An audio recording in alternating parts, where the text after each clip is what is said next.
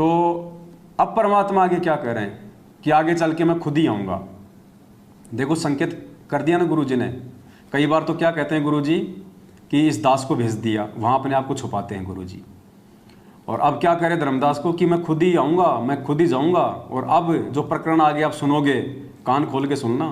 गुरु जी कह रहे कि काल के सामने थोड़ा सा भेद रखना था। काल के सामने नहीं बताई जाती ये बातें कि मैं स्वयं जाऊँगा, इसलिए कहा था कि मेरा दास जाएगा, जबकि आना परमात्मा ने खुद ही है और खुद ही आ चुके हैं आज। इस ब्रह्मांड के मालिक ब्रह्म का एक संवाद हुआ था। इसने मुझसे प्रतिज्ञा करा ली थी कि 3 युगों में जीव थोड़े ले जाना और चौथे युग में आप इतने ही जीव मुक्त करा लेना। तो मैंने इसको तथा वस्तु कर दी थी, ठीक है जो तू कह रहा है वो मुझे स्वीकार है। तो फिर क्या बताया परमात्मा ने कहा कि फिर मैंने उससे कहा था कि जब चौथा युग, जब कलयुग आई तब हम अपना अंश पठाई। जब चौथा युग कलयुग शुरू होगा, कलयुग आवेगा, उस कलयुग की जो बिजली पीढ़ी होगी, बिजली पीढ़ी का समय बताया है परमात्मा ने कि कब ये भक्ति स्टार्ट होगी। बिजली पीढ़ी कहां से स्टार्ट होगी? जब कलयुग बीते 5500 पाचा, तब ये वचन मेरा होगा साचा। तो कलयुग जो है 1900, जो 5505 कलयुग कब बीता है? सन 1997 से। और 1997 में इस दास को परमेश्वर कबीर जी प्राप्त मिले थे। उन्होंने कहा था कि अब ये सारनाम और सतनाम बेटा सार्वजनिक कर देना, मैं तेरे साथ रहूंगा, छुपा रहे हैं अपने आप को, विश्व हमारे साथ होगा, सबका कल्याण करेंगे।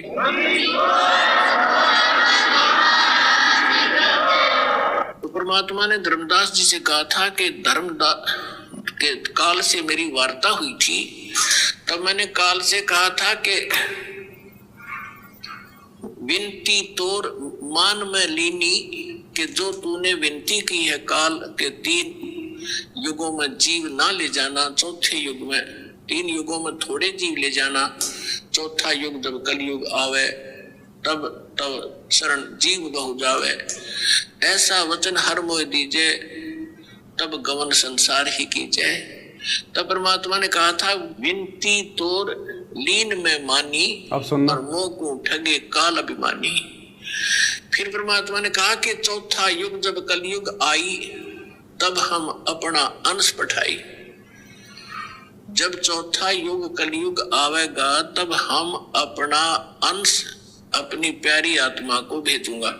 अब उसको ये कहे कि मैं आऊंगा या ऐसे आऊंगा, तो वो काल नहीं समझ पावा था। इसलिए परमात्मा कहते हैं सो छल छिद्र मैं करूं अपने जन के काज।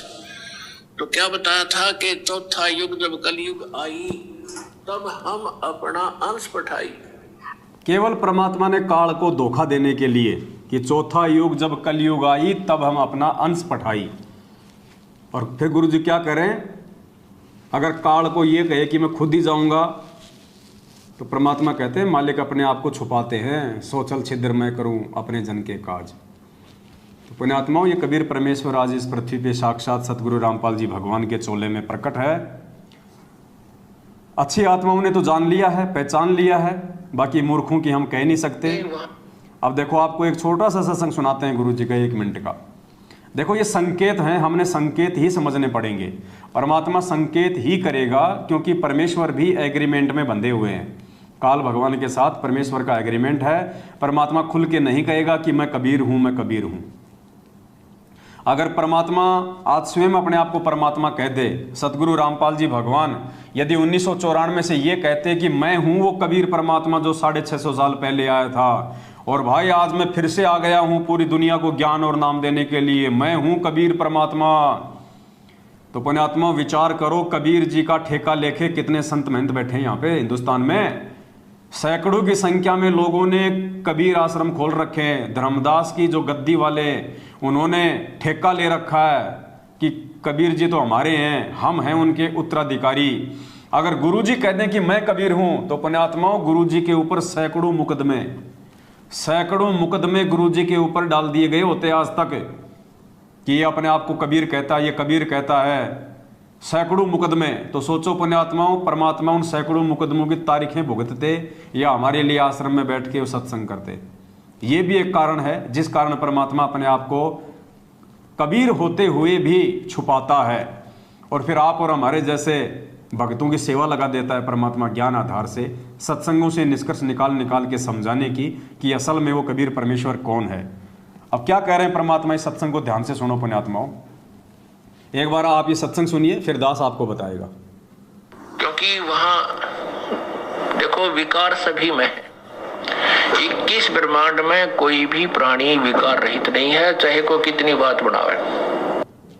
क्या कह रहे हैं गुरुजी? अगर आपने गौर से सुना हो तो गुरुजी क्या कह रहे हैं, 21 ब्रह्मांड में कोई भी ऐसा प्राणी नहीं है जो विकार रहित हो, यानी विकार सबके अंदर हैं। अगर हम गुरुजी को एक प्राणी मान के चलें, कबीर जी का भेजा हुआ दास मान के चलें, हम गुरुजी को मानुष मान के चलें, जैसा कि सतलोक आश्रम मैनेजमेंट हरियाणा मानता है, गुरुदेव का कलयुगी परिवार उनको मानुष मानता है, आम व्यक्ति मानता है, आम संत मानता है, उनको मां के गर्भ से जन्म लेके आया हुआ मानता है मैनेजमेंट, गुरुजी का परिवार। तो सत्संग में क्या कह रहे हैं गुरुजी कि पुण्यात्माओं 21 ब्रह्मांड में कोई भी प्राणी, ये प्राणी शब्द ध्यान रखना, गुरुदेव कह रहे हैं कि 21 ब्रह्मांड में कोई भी प्राणी विकार रहित नहीं है, यानी सबके अंदर विकार है, जितने भी प्राणी 21 ब्रह्मांड में हैं।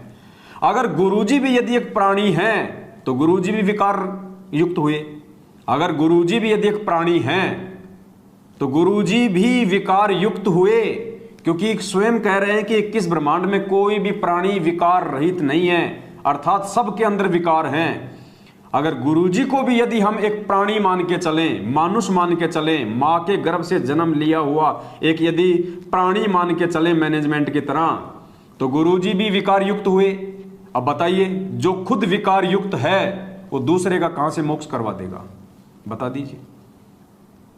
इसलिए ये परमेश्वर अपने आप को छुपाता है, अपने आप को हमारी श्रेणी में रख के कहता है, अपने आप को काल भगवान से छुपाते हुए और अपने आप को आप और हमारी श्रेणी में शामिल करते हुए, जीव संज्ञा में शामिल करते हुए, ताकि हम परमेश्वर की पहचान ज्ञान से करें, उनके उन शब्दों से पहचान ना करें जो गुरुजी कहते हैं कि हम तो 2 कोटि के जीव हैं, हम सब 650 साल पहले फैल हो गए थे, हम सारे के सारे परमात्मा के दोषी हैं। परमात्मा हमें समझाने के लिए हमारे जैसे बन के परमात्मा सत्संग करते हैं और हम उनको अपने जैसा ही समझ लेते हैं मूर्खता के चलते। तो इस सत्संग के अनुसार जिसमें परमेश्वर कह रहे हैं, जिसको आप ध्यान से सुनिए एक बार दोबारा, क्योंकि वहां देखो विकार सभी में है। 21 ब्रह्मांड में कोई भी प्राणी विकार रहित नहीं है, चाहे कोई कितनी बात बनावे। गुरुजी भी अगर एक प्राणी हैं तो गुरुजी भी विकार युक्त हो गए।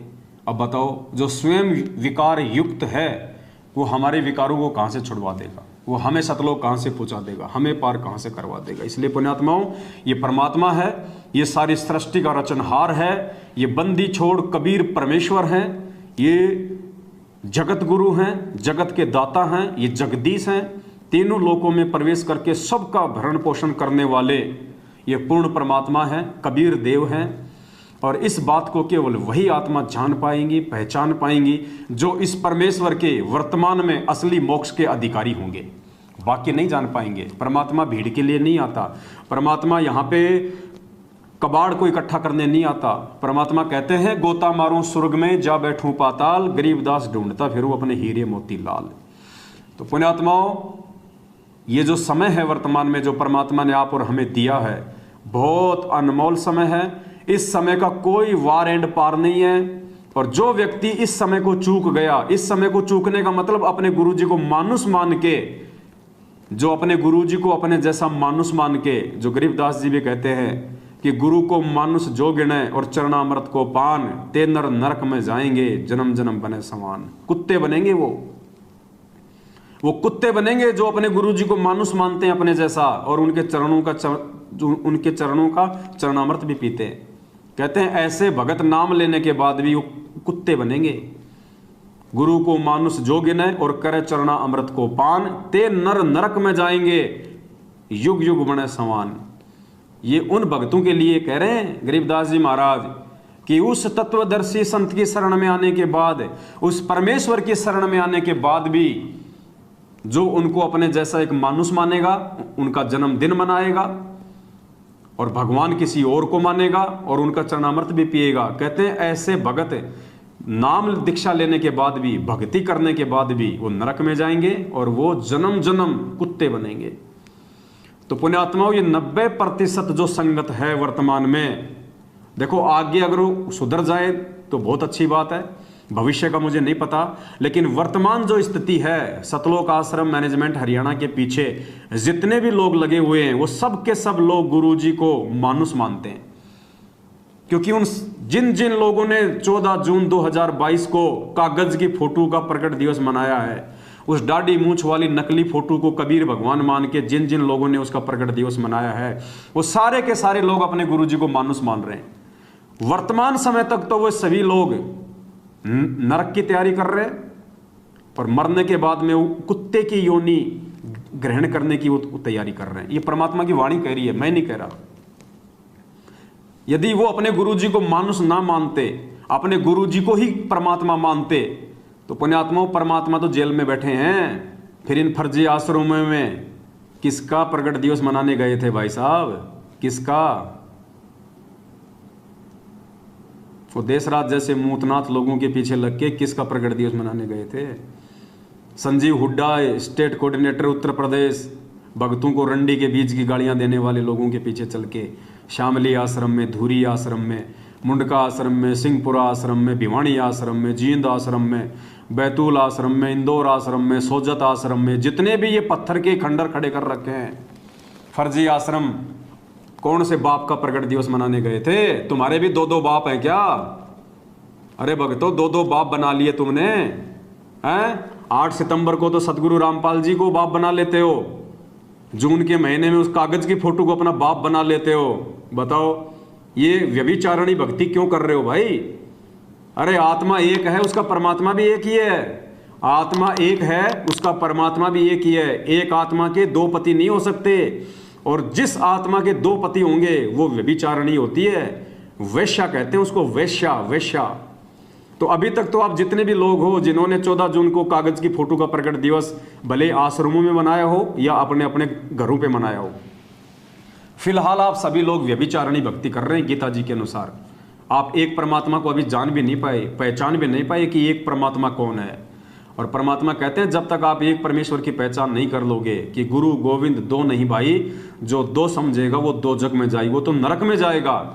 तो पुण्यात्मा, उस एक परमपिता परमेश्वर की पहचान, उस असली कबीर परमेश्वर की पहचान, उस जिंदा कबीर परमेश्वर की पहचान सत सेवकों ने की है, साध संगति से जुड़े हुए भाई बहनों ने की है कि वो असली जिंदा कबीर वर्तमान में धरती पे सतगुरु रामपाल जी भगवान है।